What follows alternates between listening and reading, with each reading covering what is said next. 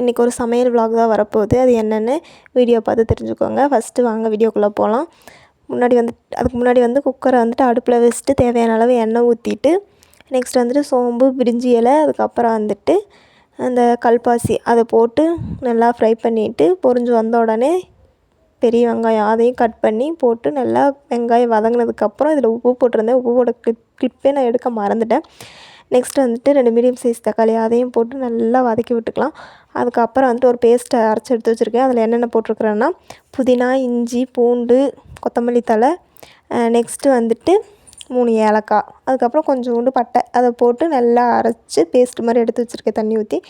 அதையும் இப்போ ஊற்றிட்டு மிக்ஸி ஜாரையும் கழுவி அதில் ஊற்றிக்கலாம். ஊற்றிட்டு பச்சை வாசனை போகிற வரைக்கும் நல்லா வதக்கிக்கலாம். வதக்கினதுக்கப்புறம் அதுக்கப்புறம் வதங்கிட்டு இருக்கட்டும்.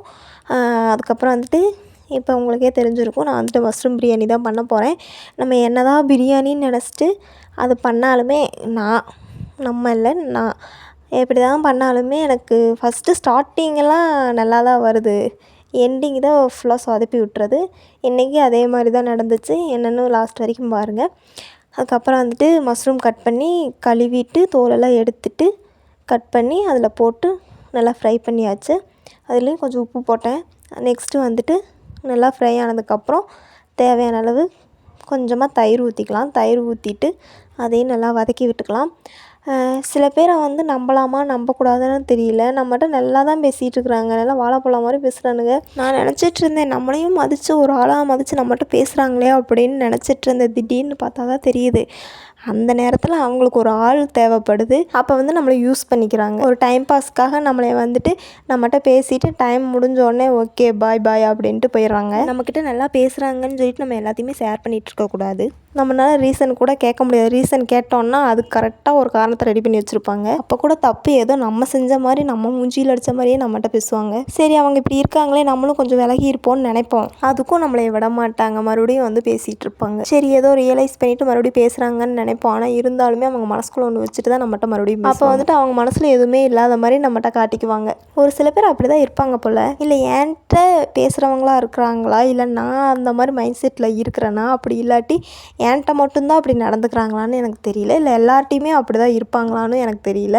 இப்போ ஏன் நான் வளர்றேன்னு எனக்கு தெரியல. நம்ம ஒரு அளவோடு இருந்திருந்தோம்னா இந்த பிரச்சனையே வந்திருக்காது. இருந்தாலும் நீ ஏமா மறுபடியும் போய் அவங்கக்கிட்ட பேசுகிறேன்னு நீங்கள் கேட்க, அவங்கள மாதிரியே நம்மளும் இருக்கக்கூடாது. நமக்கு ஒருத்தவங்க மேலே கோவம் இருக்குன்னா நம்ம அவங்கக்கிட்ட மட்டும்தான் அதை காட்டும். அதில் எல்லார்ட்டையுமே நம்ம காட்டிகிட்டு இருக்கக்கூடாது மூஞ்சியை. இதில் ஆப்போசிட் பர்சன் எவ்வளோ காயப்படுவாங்கன்னு நமக்கு தெரியும். எல்லாருமே ஒரே மாதிரி கிடையாது. அதனால் யாரையுமே குறை சொல்லவும் முடியாது. நம்ம கொஞ்சம் டிஸ்டன்ஸ் மெயின்டைன் பண்ணிவிட்டு அளவாக பேசிவிட்டு என்ன பேசணுமோ அதை மட்டும் பேசிவிட்டு தேவையில்லாமல் எதையுமே பேசக்கூடாது யார்கிட்டையுமே. ஒரு சில பேர் இப்படி தான் இருப்பாங்க. ஒரு சில பேர் நீ பேசினா என்ன பேசலைன்னா என்ன அப்படின்னு சொல்லிட்டு அவங்க விசட்டுக்கு அவங்க வேலையை பார்க்க ஆரம்பிச்சிடுவாங்க. நம்மளும் அதே மாதிரி போயிடலாம். யாரோ எப்படியோ இருந்துட்டு போகிறாங்க, நமக்கு என்ன, நம்ம அவங்க வீட்டில் போய் சோறு திங்கலை, அவங்க ஒன்றும் நமக்கு ஒன்றும் சமைச்சு போட கிடையாது.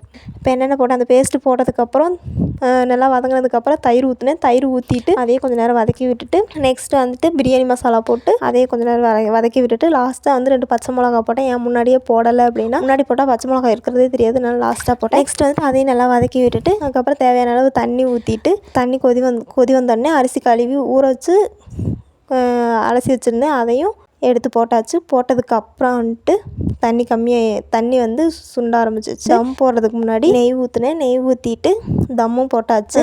ஓரளவுக்கு பிரியாணி அப்படியெல்லாம் இல்லை, ஏதோ ஒரு தக்காளி சாப்பாடு, புதினா சாப்பாடு அந்த ரேஞ்சுக்கு வந்திருந்தது. ஏதோ சாப்பிட்ற மாதிரி இருந்தது. இதுலேயும் ஒரு குட்டி மிஸ்டேக் ஆகிப்போச்சு. தண்ணி கொஞ்சம் கம்மியாக ஊற்றிட்டேன் போல், அதனால கொஞ்சம் லைட்டாக வேகாத மாதிரி இருந்தது. ஆனால் சாப்பிட நல்லா தான் இருந்தது. மஷ்ரூம் நல்லா வெந்திருந்துச்சு. ஓகே அவ்வளோதான். இது கூட தயிர் பச்சடி வச்சுருந்தேன், அதுவும் சூப்பராக இருந்துச்சு. தயிர் பச்சடி தான் நான் வைக்கிறதுலேயே நல்லா வர்றது ஒன்று தயிர் பச்சடி மட்டும்தான். சரி நீங்கள் நல்லா யூடியூப்பாக பார்த்து நல்லா மஷ்ரூம் பிரியாணி செஞ்சுக்கோங்க. இது எங்கள் வீட்டில் பண்ணனால அதை எடுத்து கிளிப்பாக போட்டேன். நெக்ஸ்ட் ஒரு விலாகில் பார்க்கலாம். பாய்.